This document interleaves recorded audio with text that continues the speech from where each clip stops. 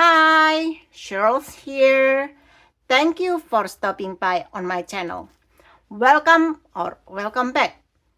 If you are new, please subscribe and help my channel grow.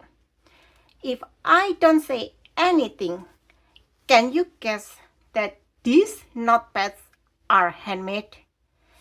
They function just like store-bought one, and they are perforated so you can tear it apart easily, just like the store-bought one. Best of all, you can make a bunch of these for a small gift for your neighbor, colleagues, or teachers.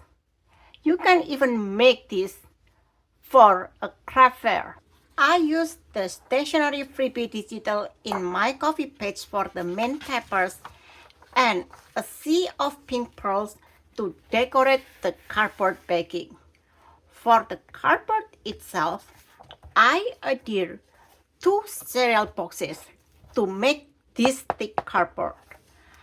I highly recommend using a thick cardboard so your finished notepad is sturdy.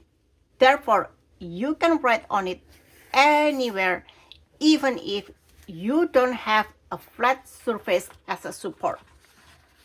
The stationery in the FREEBIE comes in 6 designs and 2 sizes.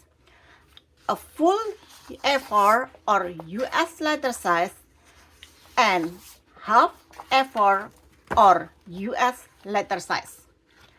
The half-size stationery is laid out side by side like this. Cut right in the middle and you will get 2 half-size stationery. Cut the cardboard into the size of the stationery paper and another slightly less than ½ inch strip as wide as the paper.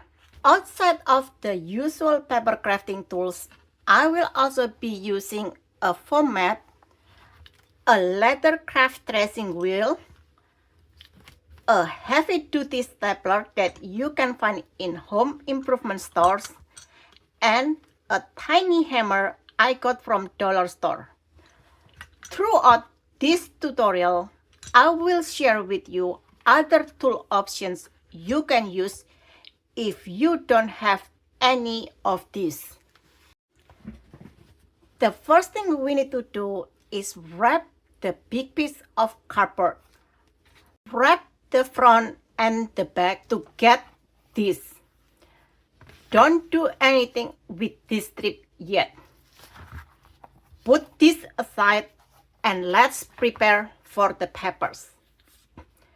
The stationery in the FREEBIE, if you pay attention, has a wider margin on the top than the bottom. This is intentional design. The intention is to make a perforated mark on the top around ½ inch from the top edge of the paper for both US letter size and A4 size. I use a leather craft tracing wheel, a foam as a mat, and a ruler as a guide to make the perforation. For this job, I like to use this Tim Holtz ruler because it has a metal guide on one side and a see-through guide throughout the ruler. If you have a trimmer with a perforated blade, you can use it. If you only have a sewing pattern tracing wheel, it will work too. It's just you need to work fewer sheets at a time. Using the leather craft tracing wheel, I can make the perforation 6 sheets at a time. With the sewing pattern tracing wheel, I can only do at most 3 sheets at a time. The foam that I use is something that I rescued from an electronic box. It is something that's often adhered to a cardboard box to protect the electronic inside from shaking or bump. I don't remember what electronic it was protecting. Looking at the size, it might be a headset. If you don't have this, you can use a mouse pad or a stack of fabrics, even cardboard box. The idea is to protect your table surface and have a firm but soft surface so your wheel can pierce through the papers smoothly. First, I like to make sure that my papers are aligned on at least 3 sides, right, left, and bottom. Then I will clip it on 2 sides to make sure it is not moving around while I'm making the perforation. Then with the foam as my mat, I will align the ½ inch mark on this ruler at the top of the stationery paper like this, and run my leather craft wheel tracing wheel along the ruler. To make sure that I punch through all 6 sheets of paper, I like to do this while standing up so I can apply good pressure. And I like to do this 2 or 3 times.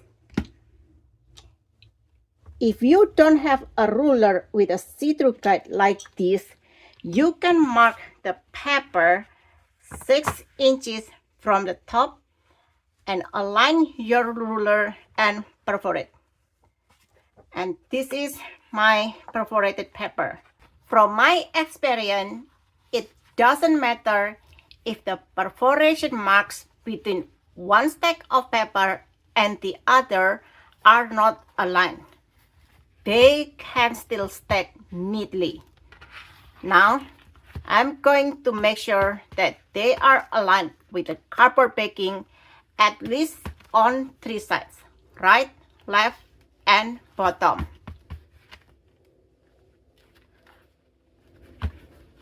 Then I will clip them so they don't run around while I bind them. And now it's time for my heavy-duty stapler. If you don't have this, you can still use your regular stapler.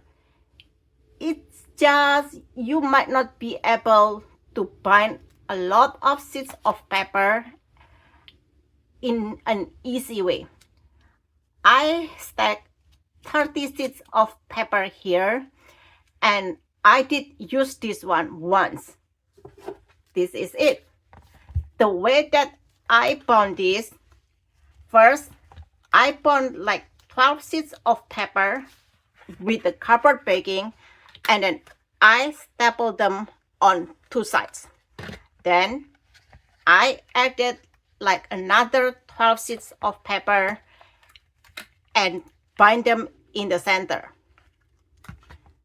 Then I added more paper and bind them between the position of my previous stapling, like around here and the center. So around this and this one. This works. You just have to understand the limit of your stapler. How many sheets of paper you can staple at a time. There still might be some problem with this method though, like the one I have here. Somehow this part is not bound properly. Well, this is partly because of my inability to operate this well. Sometimes when I staple, it just came out crooked, not really well stapled. If you know your trick with your staple, then you are welcome. I found if you don't have stapler, you can still use your glue. Just apply a thin strip of glue before the perforation mark like this and stack your paper. But this one, you have to do it one by one and then clip it to make sure that they are dry before we finish the notepad. And therefore, I found using the heavy duty stapler is the easiest one, and I can make sure that it works. This heavy duty stapler of mine, however, it lost the pusher part. So this one, if I staple it like this, it won't work. I have to use this with the stapler facing down, so the stapler is on the bottom. And therefore, this is only me. I believe your stapler don't have this issue. I have to use this, so it is tilted, and now I can staple this. I'm stapling them on the back like this. Then another one. Let's see. I need to move this a little bit higher. And I forgot to put this mat. This is very important when using this heavy duty stapler. Otherwise, you will staple this notepad to whatever the surface you are using. Like that. See, the first stapling, I didn't put my mat and it stapled through this board. Once I got a new heavy duty stapler, I don't have to use my tilted surface. I can just staple it like this and it'd be so much easier. And the problem with this heavy duty stapler is that the end of the stapler is not closed. It's still open like this. And this is where my little hammer comes to action. I just have to hammer this close.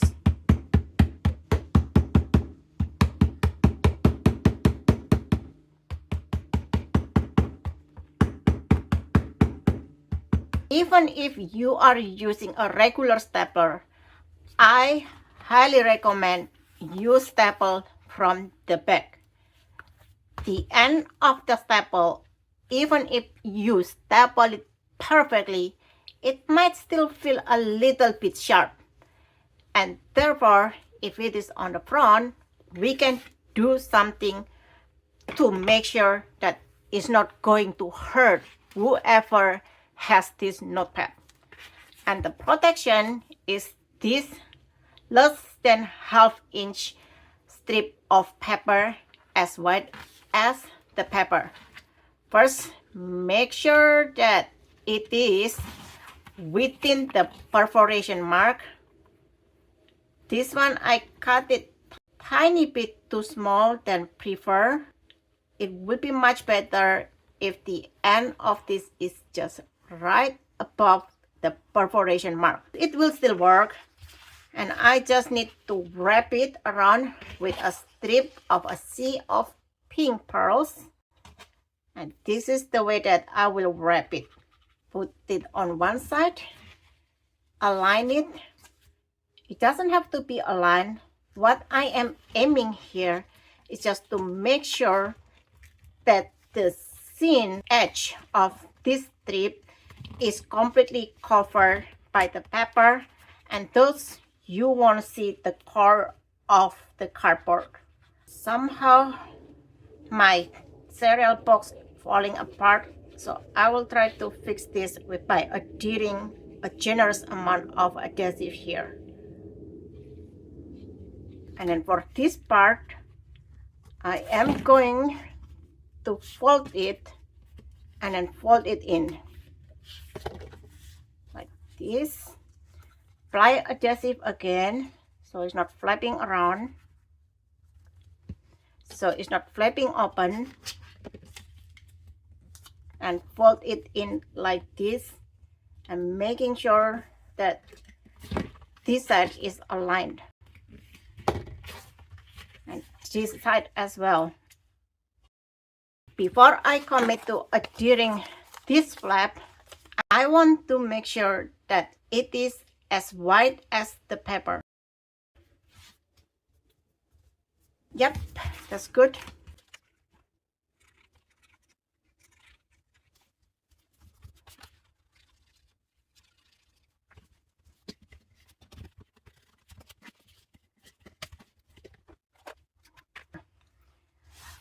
Using my strong adhesive, I will adhere this strip of cardboard to the notepad. I want to make sure that this is generous enough that it will adhere really nicely to the front of this notepad, thus giving it a finished look. And then wrap it around the notepad like this. And trying to make this looks flat so it will look more finished and more professional. And this is the back. I also like to apply adhesive on the top just so the paper will adhere nicer.